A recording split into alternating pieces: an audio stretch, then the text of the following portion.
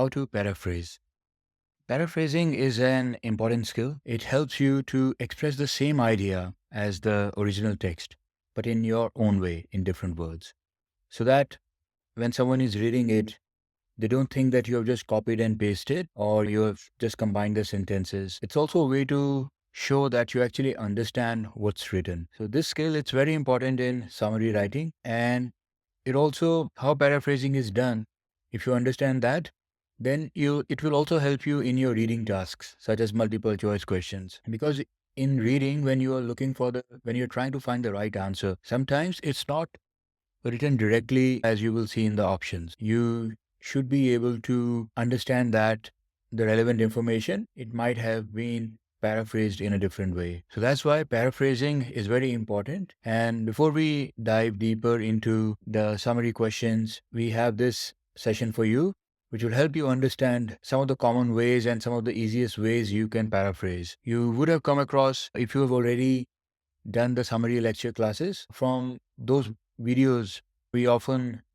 pointed out that you should not just copy and paste. You should try to express in your own way.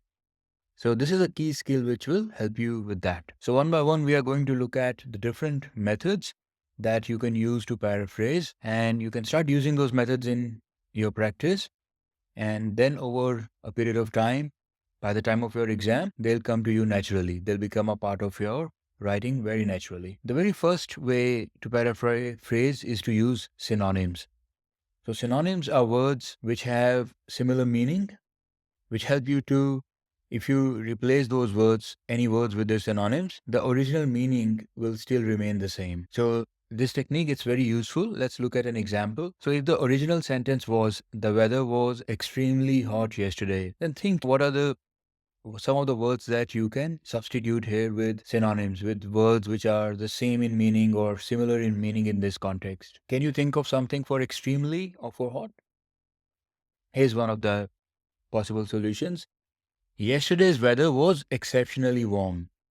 So we changed extremely to exceptionally.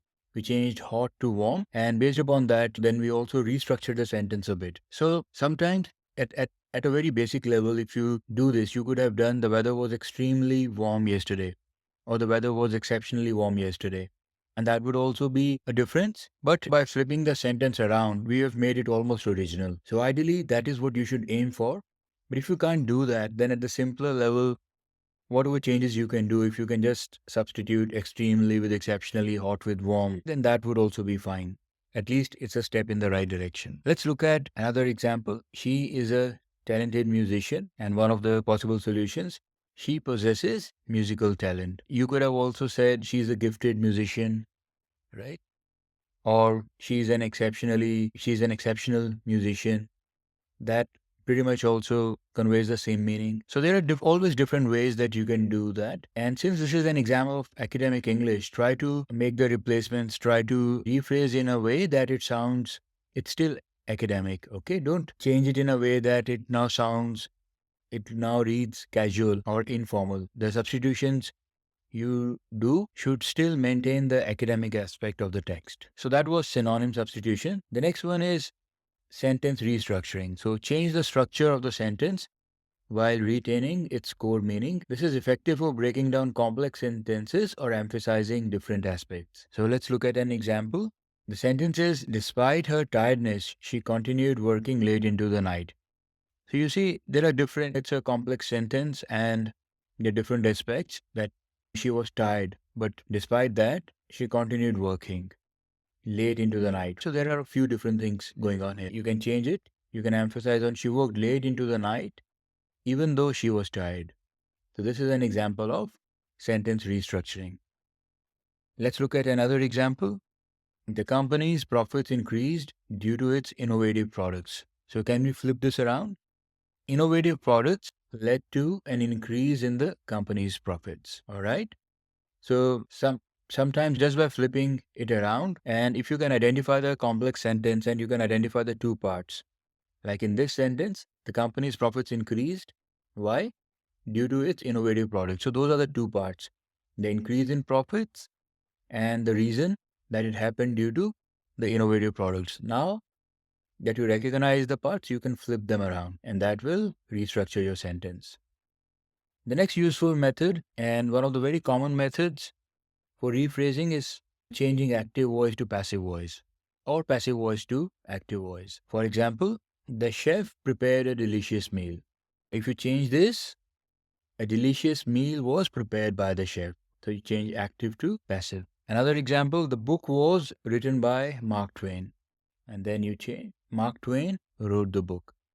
So you see, changing the voice, that it's an easy thing to do. So if you just spend some time and studying a bit more about active passive voice, it's quite easy to change active to passive and passive to active, and it makes your sentence look very different. Again, I would emphasize that you can use multiple techniques together. So the book was written by Mark Twain, the book was authored by Mark Twain, or Mark Twain authored the book. So we also doing a synonym substitution, and we have also changed the voice. So you can do that. Use multiple methods, and then the more things you change, the more techniques you use, the more your sentence, what you have written, will look original.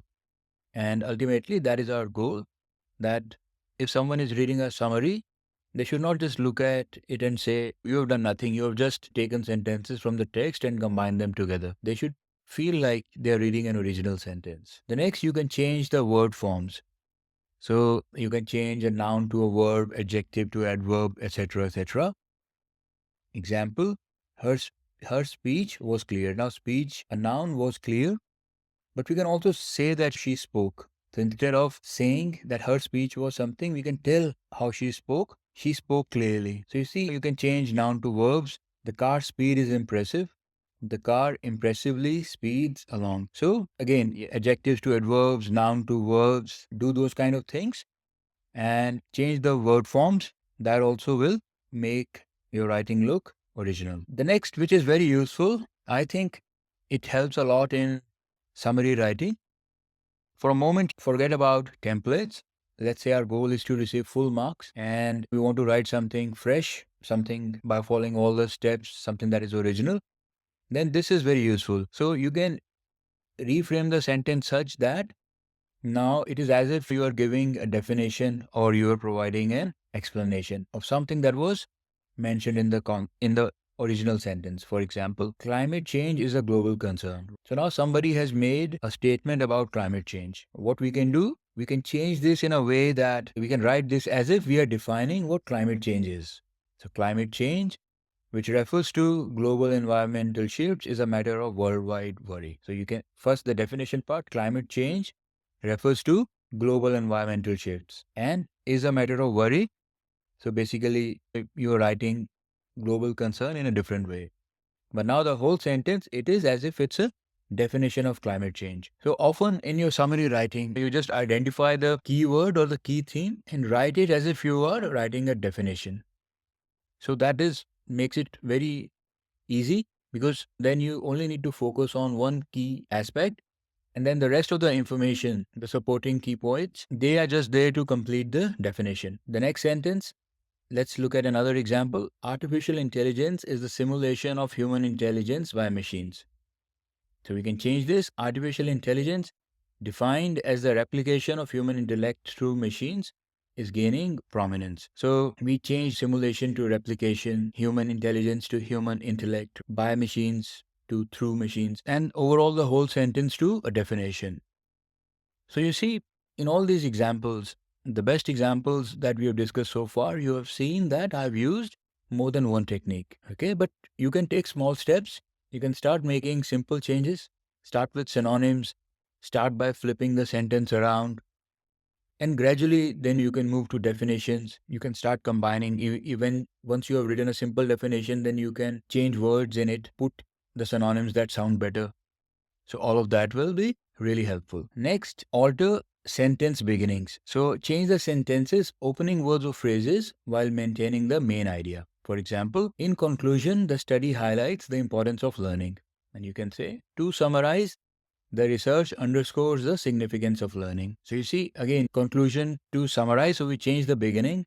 And then instead of study, we have the study highlights or the research Instead of highlights, we have changed it to underscores, importance to significance, education to learning. This is very good. It's almost word by word a new sentence. Next example. With great effort, she achieved her goals. So how can you change the beginning? Yeah. Through immense dedication, or first keep it simple. So with, you can change it to through great effort, she achieved her goals. Then what, how can you change great effort? You can change that to immense dedication. Great to immense, effort to dedication, achieved to reached, and goals to objectives. So like I said, take small steps, but keep all these ideas in mind. And then depending upon the sentence and depending upon the situation, you can use the most appropriate techniques which come quickly to you and which you find easier at that point of time. Next, another method which is very useful is to combine sentences. So what you can do, you can merge two or more sentences and just write a single cohesive sentence. Again, this is very useful in summary writing. So for example, in the summary, you find that these two sentences contain important information. That the museum is known for its vast collection of art, and the art pieces, they span different eras.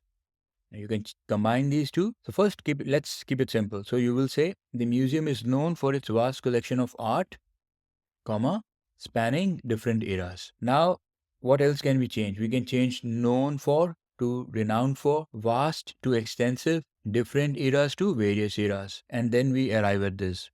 But as you've seen, we have just combined the two sentences into one. So it's important that you understand how to properly combine the sentences if that's what you're going to do in summary writing.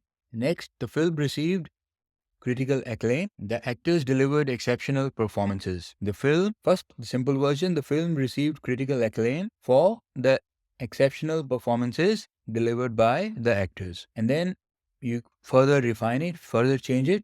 So received to garnered. The film garnered critical acclaim for the exceptional performances of its actors. Again, as I said, there are always multiple ways that you can change a sentence, you can rephrase it. So in this session, it's a small session, but a very useful one. We have learned some very good techniques that we can use for paraphrasing. So make sure that you practice with these techniques so that by the time of your exam, these come automatically to you when you are doing a summary writing question. All right, or when you are reading a text to find matching information.